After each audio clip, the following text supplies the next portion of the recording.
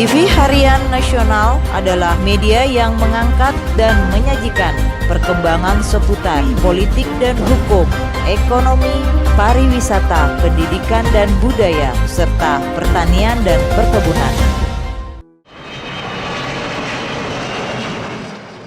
Permohonan PKPU nomor 425-PDT-sus-PKPU-2021-PN Niaga Jakarta Pusat terhadap PT Garuda Indonesia Persero Tbk telah dikabulkan tanggal 9 Desember 2021. Maka saat ini dalam masa PKPU dan tunduk pada Undang-Undang Nomor 37 Tahun 2004 tentang Kepailitan dan PKPU. Selamat siang semuanya, semoga dalam keadaan sehat. Mungkin Bapak Ibu sudah mendengar yang memiliki tagihan terhadap Garuda Indonesia, bahwa Garuda Indonesia saat ini PKPU-nya telah dikabulkan atas permohonan salah satu kreditur. PKPU adalah satu mekanisme yang diatur dalam Undang-Undang Nomor 37 Tahun 2004, sehingga itu adalah mekanisme yang sah untuk melakukan restrukturisasi utang, baik yang diajukan oleh kreditur maupun oleh debitur sendiri. Saat ini dengan putusan 425 pada tanggal 9 Desember 2021, Garuda Indonesia telah masuk dalam fase PKPU sementara selama 45 hari. Oleh karena itu, bagi Bapak Ibu yang memiliki tagihan terhadap debitur Garuda Indonesia Tbk, harus segera mengajukan tagihan supaya hak-haknya tidak dirugikan, karena batas waktunya adalah tanggal 5 Januari 2020. Oleh karena itu, segeralah ajukan tagihan supaya hak-hak Bapak Ibu atau perusahaan Bapak Ibu tidak dirugikan, supaya bisa diverifikasi dan masuk ke dalam daftar piutang tetap, sehingga bisa ikut dalam pembahasan proposal yang diajukan atau memperbaiki proposal yang ada, supaya bisa ikut voting yang menguntungkan, supaya hak-hak Bapak Ibu tidak dirugikan. Oleh karena itu, kami Sukisari & Partner sebagai praktisi hukum yang telah membantu sejak tahun 98 para klien kami, bersedia memberikan edukasi dan juga konsultasi gratis kepada Bapak Ibu untuk pembahasan atau untuk kasus ini, supaya hak-hak Bapak Ibu tidak dirugikan. Segeralah WA ke 08118 120164 atau website www.sukisari.com. Demikian yang kami sampaikan. Selamat siang dan terima kasih. Ajukan faktur dan bukti tagihan atau kwitansi sebagai kreditur. Semua pihak termasuk investor atau supplier yang memiliki tagihan otomatis menjadi kreditur atau pihak yang memiliki tagihan dan mempunyai hak untuk menagih dalam proses PKPU ini. Bagi yang tidak paham prosedur proses PKPU selanjutnya, sebaiknya pakai kuasa. Sesuai dengan pengumuman koran oleh pengurus PKPU, jadwal proses PKPU yang telah ditetapkan adalah sebagai berikut. 1. Rapat kreditor pertama diadakan pada hari Selasa 21 Desember 2021 pukul 9 waktu Indonesia Barat bertempat di Pengadilan Niaga Jakarta Pusat. 2.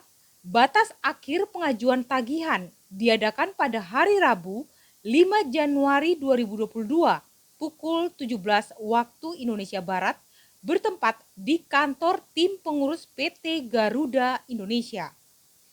3.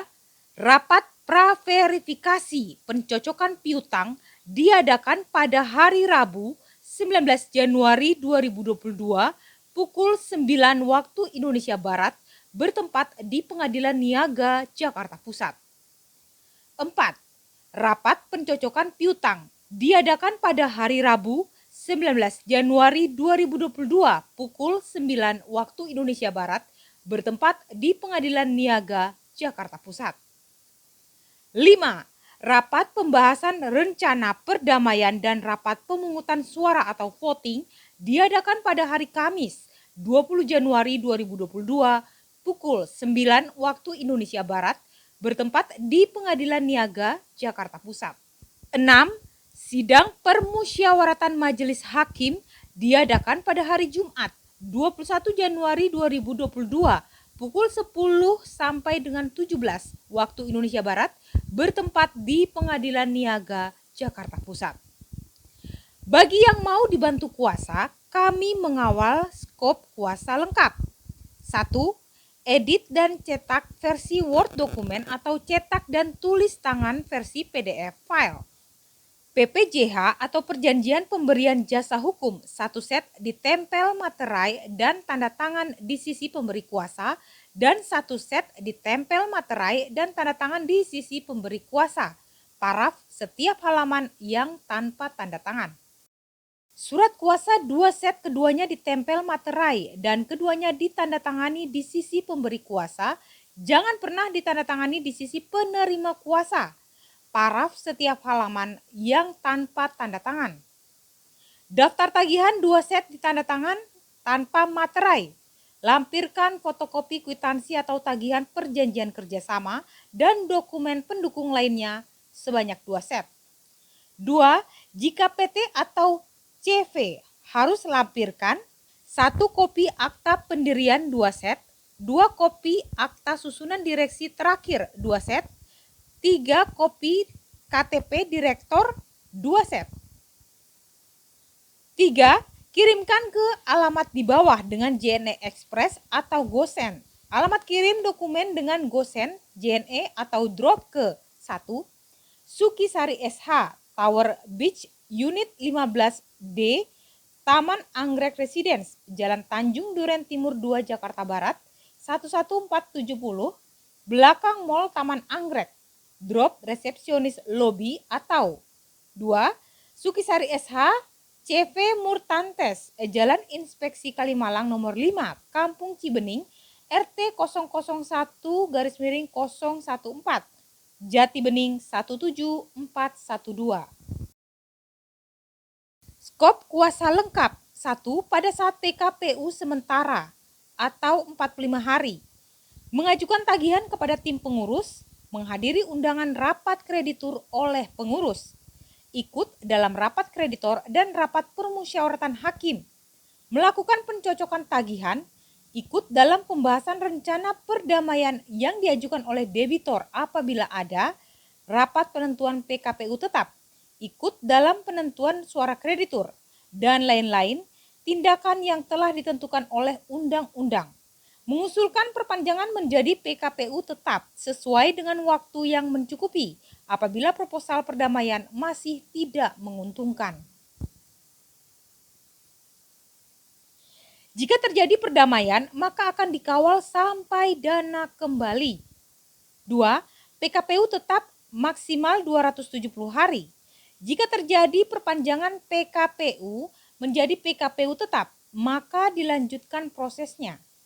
Menghadiri undangan rapat kreditur atau pengurus PKPU, ikut dalam rapat kreditor dan sidang permusyawaratan hakim, ikut dalam pembahasan rencana perdamaian yang diajukan oleh debitor, ikut dalam pemungutan suara kreditur, mendorong dan mengusulkan serta terlibat dalam panitia kreditur, sebagai panitia kreditur mengawasi dan memeriksa pembukuan debitur, mendorong dan mengawasi kerja pengurus PKPU dan debitur, meminta pergantian pengurus PKPU apabila tidak kompeten, mendorong debitur dan pengurus menagih dan melakukan tindakan pengembalian dana yang telah salah gunakan dan minta proses hukum lebih lanjut, dan lain-lain tindakan yang telah ditentukan oleh undang-undang. Jika terjadi perdamaian, maka akan dikawal sampai dana kembali. 3. Pada saat kalau pailit, jika debitur pailit karena berbagai sebab, lanjut ke proses kepailitan apakah masih ada penawaran perdamaian atau harus proses pemberesan harta pailit. Mendaftarkan tagihan bagi kreditur yang belum mendaftar, mengawasi debitur supaya tidak boleh alihkan aset, mengawasi kurator supaya mengejar harta pailit, meminta kurator melakukan exio pauliana, tindakan untuk kepentingan harta pailit, baik tindakan perdata maupun pidana kepada yang bersalah agar dana bisa dikembalikan. Mengawasi penjualan aset pilot, mengawasi pembagian aset pilot, mendapat bagian dari budel pilot, dan lain-lain. Jika sampai pilot, maka akan dikawal pemberesan harta pilot dan pembagian harta pilot. Jika memerlukan konsultasi lebih lanjut, silakan hubungi Sukisari & Partners di 08118120164 atau sukisari.com, sukisarilawoffice.com. Dari Jakarta, Tim Liputan TV Harian Nasional melaporkan.